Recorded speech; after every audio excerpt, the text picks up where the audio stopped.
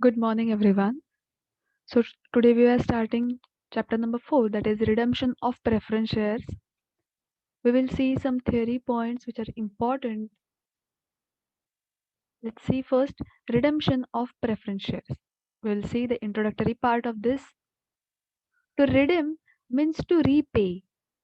Any company can issue two classes of shares, that is preference shares and equity shares.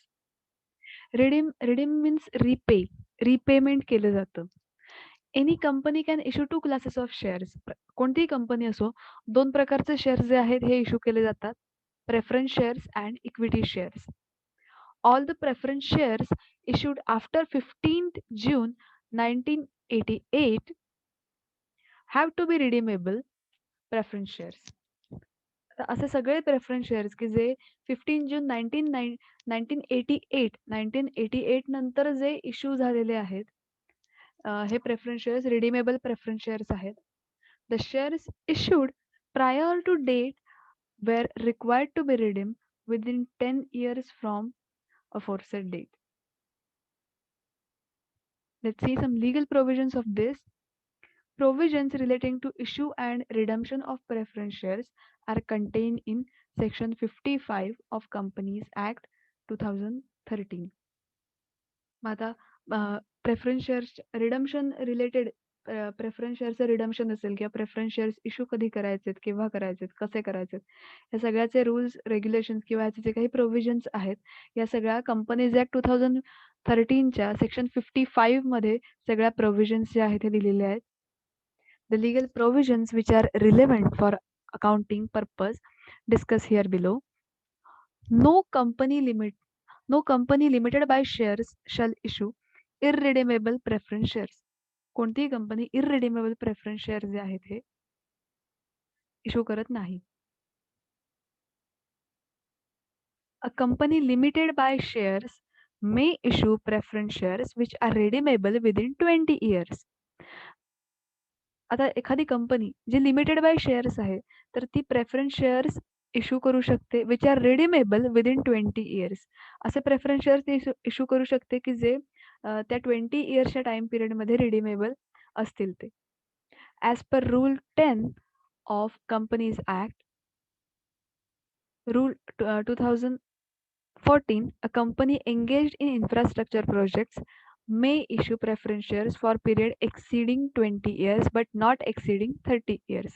आता इथे 20 इयर्सचा जो time period सांगितला होता, आता ज्या कंपनीज इन्फ्रास्ट्रक्चरल प्रोजेक्टमध्ये एंगेज आहेत, तर त्या 20 इयर्सच्या पेक्षा जास्त सुद्धा इश्यू करू शकतात, बट नॉट एक्सिडिंग 30 इयर्स. बट ते मोर दॅन 20 इयर्स चालतील, बट ते नॉट एक्सिडिंग 30 इयर्स म्हणजे 30 वर्षापेक्षा जास्त असून चालणार नाही. The shares must be fully paid up, or in other words, partly paid up preference shares cannot be redeemed. Preference शेअर्सचं रिडम्शन करण्यासाठी फर्स्ट ते फुल्ली पेड अप असावे लागतात. Partly paid up preference shares cannot be redeem. Partly paid up जर असतील तर ते fully paid up करून घ्यावे लागतात and then they will be redeemed. Preference shares can be redeemed either out of profit of company which would otherwise be available for dividend or out of proceed of fresh issue of shares made for the purpose of redemption. आता जे preference shares redeem केले जातात, हे कशात redeem केले जातील? Either out of profit, कंपनीचा जो काही प्रॉफिट आहे तर त्या प्रॉफिटमधून ते रिडीम केले जातात, which would otherwise be available for dividend or out of proceed. आता जो प्रॉफिट, जो डिव्हिडंड अवेलेबल करून देण्यासाठी प्रॉफिट ठेवला जातो, त्या प्रॉफिटमधून रिडीम केले जातात, किंवा or out of fresh issue of shares, किंवा तिथे शेअर्स जे आहेत हे फ्रेशली इश्यू केले जातात. If shares are redeemable at a premium, then premium on redemption must be provided for out of profit of company or out of security premium before commencement of Companies Act 2013. आता जे shares, if shares are redeemable at premium, जर shares प्रीमियमने redeem केले असतील, then the premium on redemption, जर प्रीमियमने redeem केले असतील तर त्याचा जो काही प्रीमियम अमाउंट आहे, जे काही प्रीमियम ऑन रिडम्शन आहे, it must be provided out of profit. तो कंपनीच्या प्रॉफिट मधून प्रोव्हाइड केला जातो और आउट ऑफ सिक्युरिटीज प्रीमियम किंवा सिक्युरिटी प्रीमियम मधून हा दिला जातो. मग एकतर तो प्रॉफिट मधून दिला जाईल किंवा सिक्युरिटी प्रीमियम मधून दिला जाईल. Before commencement of companies act 2013. Companies are governed by the section 133 of Companies Act 2013 are comply with the accounting standard prescribed for them. आता कंपनीज ऍक्ट 2013 मधला जो सेक्शन 133 आहे त्यामध्ये या सगळ्या प्रोव्हिजन्स ज्या आहेत या दिलेल्या आहेत.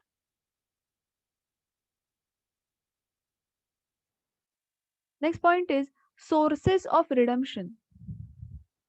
सोर्सेस ऑफ रिडम्पशन मधला फर्स्ट पार्ट आहे proceeds of fresh issue of shares. It is to be noted here that the term proceeds is not to be inter- interpreted interpreted in the uh, in the strict dictionary meaning of proceeds under all the conditions of issue, whether at par, at premium, at discount. Proceeds of fresh issue of shares म्हणजे काय तर shares इथे freshly issue केले जातात. मग ते कोणत्या situation मध्ये असतील तर ऍट पार, ऍट प्रीमियम, ऍट डिस्काउंट या तीन पैकी कोणत्याही सिच्युएशन मध्ये ते शेअर जे आहेत हे इश्यू केले जाऊ शकतात. The word proceeds used in the context of redeemable preference shares means the amount received excluding the amount of security premium if shares are issued at premium. आता इथे जो वर्ड दिलेला आहे प्रोसीड हा कोणत्या रेफरन्सने दिलाय तर रिडीमेबल प्रेफरन्स शेअर्स ह्याच्या कंटेक्सने ह्याच्या रेफरन्सने इथे दिलेलं आहे. Means the amount receive excluding the amount of security premium if shares are issued at premium, but net amount is received if shares are issued either at par or discount. In other words, the word proceed of shares does not include the amount of premium if shares are issued at premium. Proceeds म्हणजे काय तर इथे जी प्रीमियमची जी काही amount आहे ही include नाहीये if shares are issued at premium.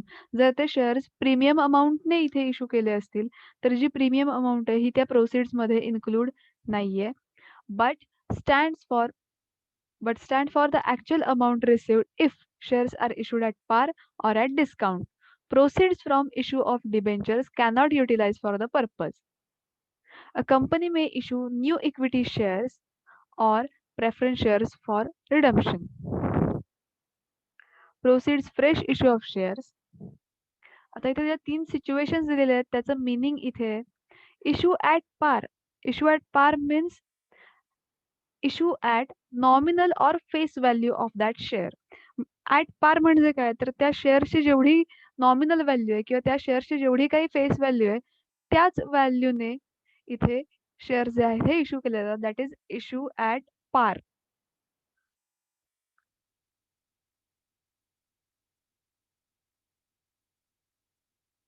Then, in case of premium, proceeds for the fresh issue of shares, issue at premium, face value of share issued. आता एक्झॅक्टली इथे premium means more than the face value. Then issue of discount means net amount received face value minus discount on issue of shares. आता proceeds मध्ये कोणती amount जाईल ती इथे दिलेली आहेत. इश्यू ॲट पार मध्ये face value of shares issue जी त्याची फेस व्हॅल्यू आहे त्याने इश्यू केले जातील. ॲट प्रीमियम मध्ये जी फेस व्हॅल्यू आहे तीच इथे इश्यू केली जाईल. प्रोसीड्स या वर्डचं मिनिंग काय जरी तो प्रीमियमने तिथे दिला असेल प्रीमियमने इश्यू केला असेल तरी ती प्रीमियम अमाऊंट त्यामध्ये इन्क्लूड होत नाही. Issue at discount net amount receive जेवढी अमाऊंट ऍक्च्युअली रिसीव्ह होते. आता ऍक्च्युअली रिसीव्ह कशी तिथे आपण फाइंड आउट करणार तर face value minus discount on issue of shares. Face value मधून डिस्काउंट जे आहे हे लेस केल्यावरती नेट अमाऊंट रिसीव्ह आपल्याला मिळणार आहे. So proceeds of fresh issue of shares.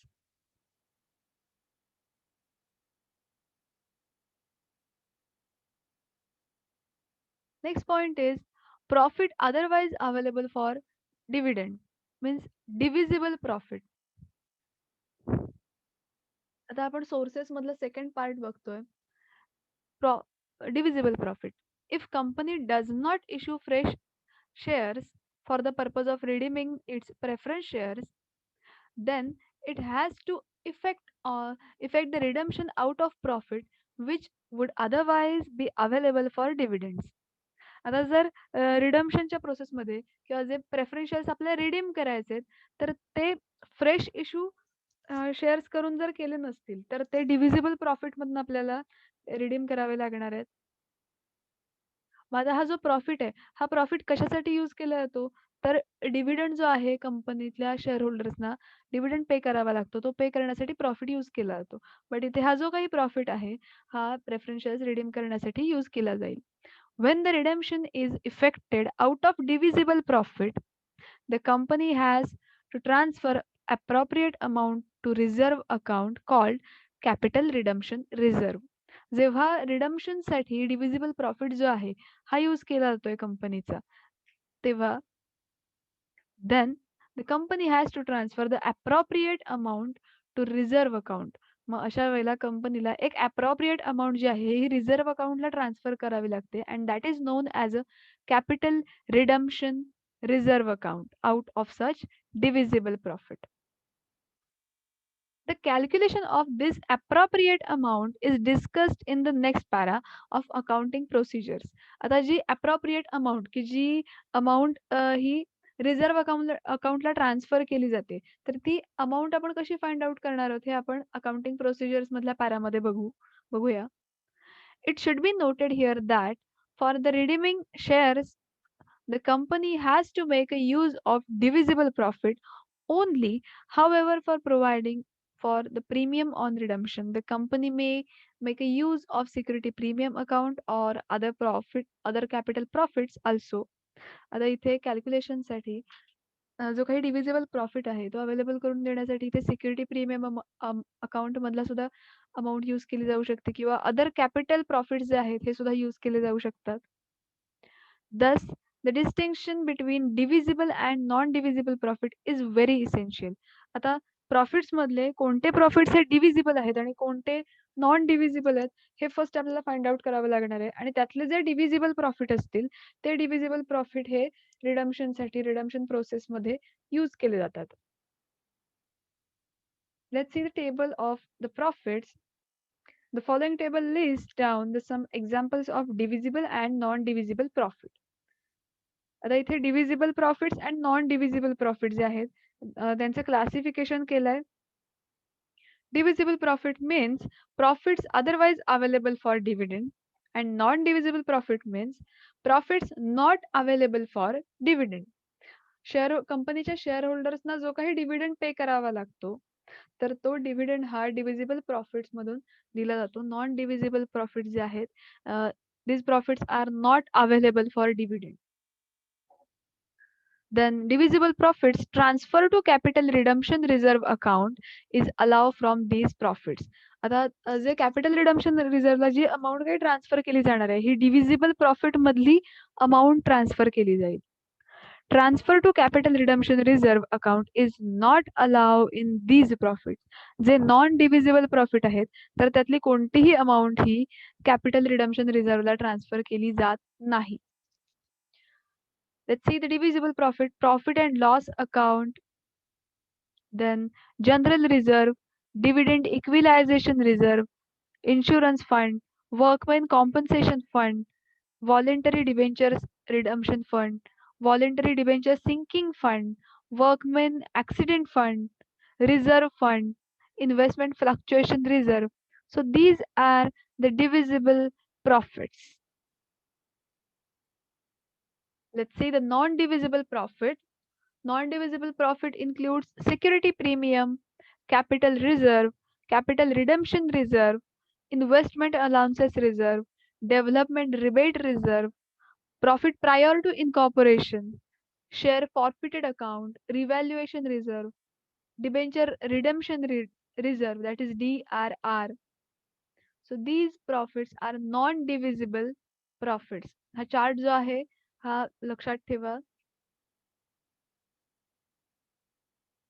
Let's see the next concept, that is premium on redemption. The premium on redemption of preference shares should be adjusted out of profit. जो preference शेअरचं redemption करताना जो काही premium आहे, हा premium आपण कसा adjust करणार तर out of profits. Securities premium cannot be utilized for adjustment of premium on redemption in case of companies governed by Section 133 which are required to comply with accounting standards prescribed. आता हा जो premium आहे premium on redemption हा adjust करण्यासाठी security premium utilise करू शकत नाही. तो युटिलाइज केला जात नाही. In the Companies Act 2013, the option of payment of premium on redemption of preference shares out of security premium is not there at all. Companies Act 2013 मध्ये असा कोणताही ऑप्शन नाहीये की pay option of payment of premium जे preference shares वरती जो काही premium आहे हा पे करण्यासाठी असा कोणताही ऑप्शन नाहीये की तिथे सिक्युरिटी प्रीमियम मधून पे करता येईल. So preference shares out of security premium is not there at all. Hence the problem are work out accordingly. जो प्रीमियम आहे प्रीमियम ऑन रिडम्पशन हा सिक्युरिटी प्रीमियम मधून ऍडजस्ट केला जाऊ शकत नाही. तो युटिलाइज तिथून करता येत नाही as per companies act 2013.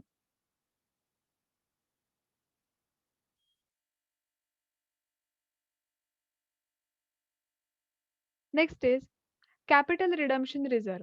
As per the provisions of Indian Companies Act 2013, it is ensured that there is no reduction in shareholders' fund due to redemption. Indian companies act 2013च्या ज्या काही प्रोव्हिजन्स आहेत तर त्या प्रोव्हिजन्स नुसार आपण सांगू शकतो it is not ensure that there is no reduction it is ensure that there is no reduction in share holders fund due to redemption. Share holders fund मध्ये रिडम्पशन केल्यामुळे रिडम्पशनचा काही फरक पडत नाही.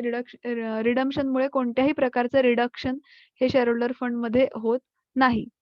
Interest of outside stake holder is not impaired किंवा जो outside stake होल्डरचा जो काही इंटरेस्ट आहे interest of outside stake holders is not इम्पेअर्ड.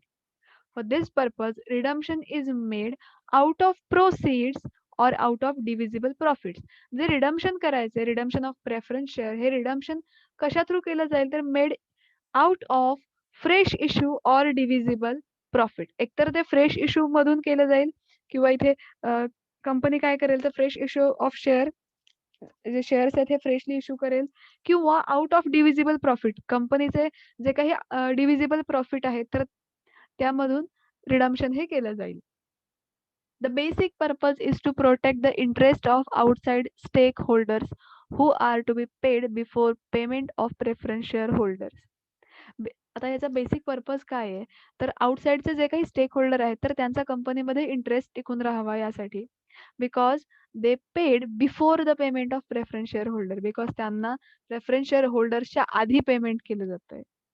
Hence, the nominal value of preference shares is to be replaced by proceeds of fresh issue or divisible profit. If redemption is made out of divisible profit, the face value of preference shares capital redeemed out of divisible profit and has to be transferred to capital redemption reserve. आता जर redemption करायचं आहे आणि ते redemption divisible out of divisible profit करायचं असेल then face value of preference share capital redeem out of divisible profit.